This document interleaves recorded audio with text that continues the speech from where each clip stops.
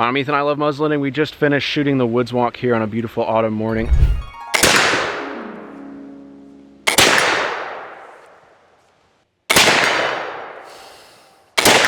There, we got him. I'm going to take you through, in just about real time, the amount of cleaning that I do after a small shoot like this to show you that it does not take hours and hours and hours to clean your muzzleloader in a fashion that keeps it fresh, keeps it clean, and prevents any major rusting or pitting. Planning on getting out really quickly some more with this same rifle, so I'm not going to do a super deep clean here, but we are going to make sure that we have everything cleaned up. Now, there are 100 ways to clean your muzzleloader and 110 different people to tell you how to do it. This is just one way to do it, and I don't pretend at all that this is the only way to do it. When I'm cleaning, I do like to have a metal range rod. This one is stainless. You can also use brass. There's a lot of different rods out there. Recommend. I get a lot of questions about where to get a rod like this. Mike Eater at Flintlocks LLC here in Indiana makes them. DeerCreekProducts.net makes them and has them. You can also get them generally from like Track of the Wolf, Dixie Gun Works, Log Cabin Shop are kind of the three big ones. And they're going to have sizes. All the companies and businesses that I'm mentioning are going to have sizes for your long rifles like this one. So this one has a 46-inch barrel on it. So that's pretty long. I ended up making this rod because I wanted to get out shooting, and I had a time that I didn't want to miss waiting for something to ship. But you know, any of those companies or businesses can make it and have them made and have them shipped to you pretty quickly. I'm just running and cleaning this with some moose milk. You can make moose milk. There are recipes out there on how to make it. I picked this up from Flintlocks LLC, just a big jug, because it's just, sometimes that's just easier. Get my collar down.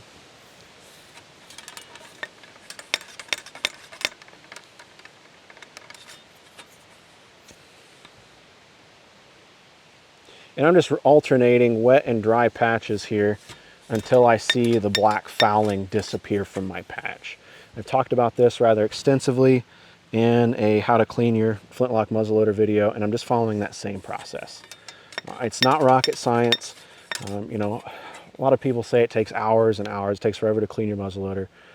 I rarely spend more than 15-20 minutes cleaning a number of muzzleloaders at the end of a day. That's if I'm shooting multiples. That's if I'm shooting a lot. Something like, you know, 15 or 20 shots, or however many shots we shot today, I don't even remember. Does not take long to clean, and to clean well. I'm not saying that you're not going to see some surface rust a few months down the road, but it's enough that, you know, by the time you get your muzzleloader back out, you don't need to worry about that surface rust. You can go in and clean that up. You can apply some oil, you know, after a few weeks, and it's going to be fine. The real risk you have in muzzleloading, from what I can tell, is when people let their muzzleloaders sit all year without cleaning them. They leave them dirty and come back 8 months, 12 months, 16, 18 months later, and the bore is just shot, or it's just ruined. So make sure you're checking your muzzleloaders. You know, I imagine many of you out there are, you know, more stringent about it than I am, but I do enough shooting that everything kind of gets taken out after a couple months and used and cleaned and oiled back up.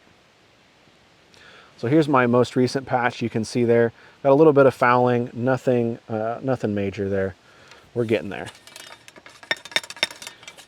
And every now and then, I'll just take some ballistol and we'll just spray it right down the bore and let that work its way down. And we'll follow it with a dry patch.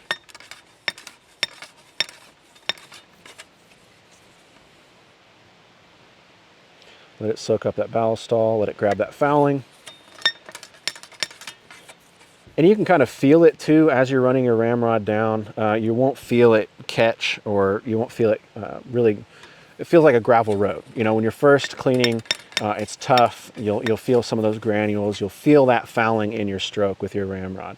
But as you get farther and farther along here, that starts to go away.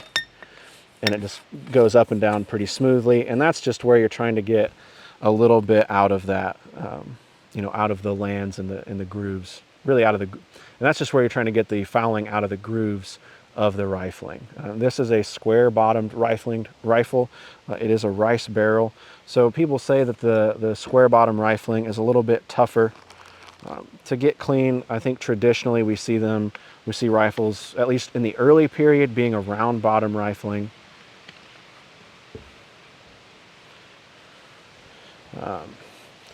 But today you can do just about anything with a machine, so it's not too big of a deal.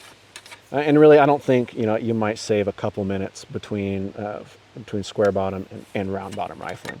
You're not gonna, you know, go from 5 minutes to 100, an hour and a half or something, you know.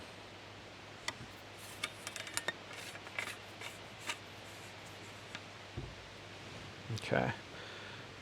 I'm gonna run a dry patch down, and then I'm probably gonna run an oiled patch down, and I'm gonna be good in the bore, and we'll switch up to the lock.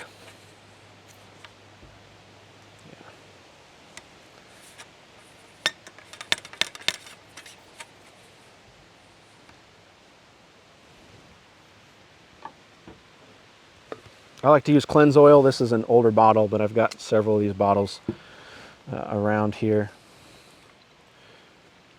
And I actually drench a patch, and I get it so it's dripping off of there. And I run that just down and back up, just depositing as much of that oil in there as I can. Now what I like to do is I'll crumple up this still soaked patch. I'll stuff it in the muzzle there so that the rest of the oil in the patch can soak the bore. You want to make sure that you're coming out and you're really drying out your bore the next time you come and shoot, because it will be gummy in there. You'll have a little bit of oil in there you want to get out, but it's not going to, you know, it's just a dry patch up and down a couple of times. You're going to do that anyway. You want to check and make sure everything's not loaded before you come out. So just run a dry patch in there, soak up any of that excess oil. That excess oil is going to keep it from rusting over longer periods of the time. You're just going to dry it out with that dry patch. Pick it back up and you'll be ready to go again. In my lock, like the other videos we've talked about, I'll come in and spray it down with some ballistol.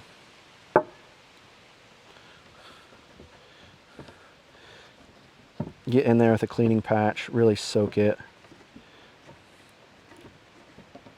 and really scrub it.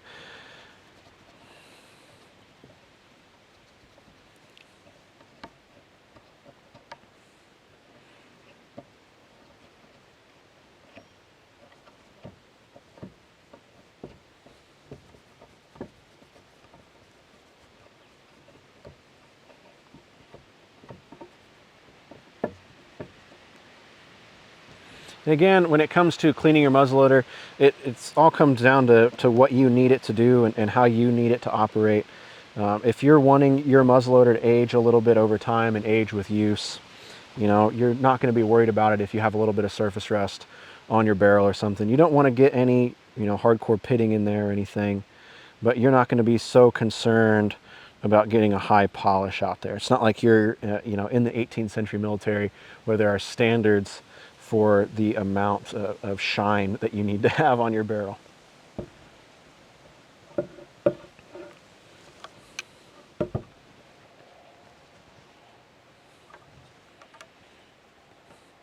One thing I do like to do is I pop the lock out and I clean the touch hole face of the barrel. It takes just a little bit, but I find I have a lot of stuck fouling to that face, and it's just easier to clean it with the lock out and with the pan out. This is what I'm talking about when I'm talking about cleaning up the fouling on that face. So you can see I have a really nice, this is what I'm talking about when I'm talking about the fouling on that face. You can see I have a nice hard line there where my frizzen, or where my pan is protecting the underside of my bore and my barrel and the rest of the inlet here. So I really want to get that cleaned up and polished off, but that's the kind of fit you want to see generally. You know, there might be better fits out there, but that's the kind of fit you want. You don't want any of that fouling to get in and underneath your bore here. You want the pan and your lock to be tied up against that face of your barrel. to keep that fresh and clean.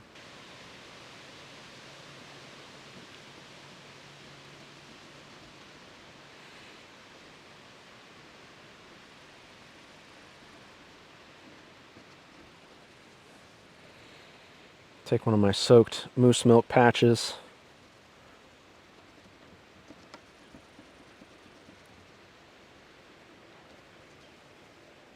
Just like that. And that's good enough for me. Come up here to our lock.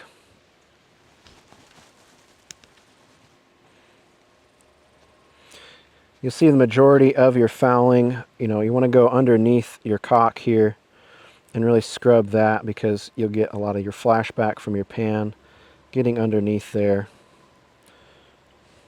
I find I can kind of get a patch like this in there and really scrub that fouling away. And these are all places you want to oil too. So in the clip here, I won't run this and make you watch this all in real time, but in the original clip, I'm just at 12 minutes now, and I'm really just about done. I want to get the bottom side of my frizzen here that becomes the top of my pan. We get some crusty parts in there of that black powder. And it's neat when you look at originals, you can see that they are worn and have pitting and things in these same areas. I mean, this is your business end of your muzzleloader. It's catching a lot of that explosion. It's containing that explosion. And you see that wear even in originals. So, I've seen some that are 200 years old, and I wouldn't feel bad at all about taking them out and shooting them, even with a little bit of rusting and pitting in these areas. It all comes down to what you want, but you don't need to spend 4 or 5 hours cleaning your muzzleloaders, especially if you're going to go out and shoot them next weekend. You can get away with a 20-minute clean. If you have difficulty getting into the nooks and crannies, take your screwdriver like this. You can kind of use it to press back in there. Get that cleaned up. Okay, so with that now, we're going to soak another patch here with cleanse oil. I'm going to rub down the touch hole area here. Like I said, I'm going to blow it out anyway the next time we go shooting. This will just help keep that fresh. And then I'll come in here to my lock in these areas where we saw our ignition. Really oil those up. Like I said, I'm not worried about a little surface rust on this rifle. This is a user for me. I'm hoping to shoot it for the rest of my days, on this planet at least.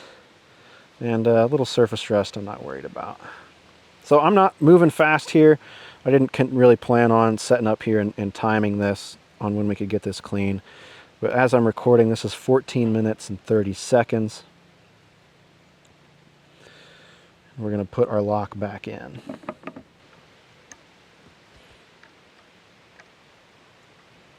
And again, I have a set of, the nice gunsmithing screwdrivers.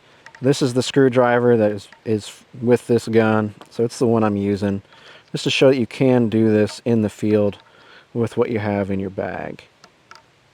So with that, I usually put an oily patch here. We'll run it down the barrel.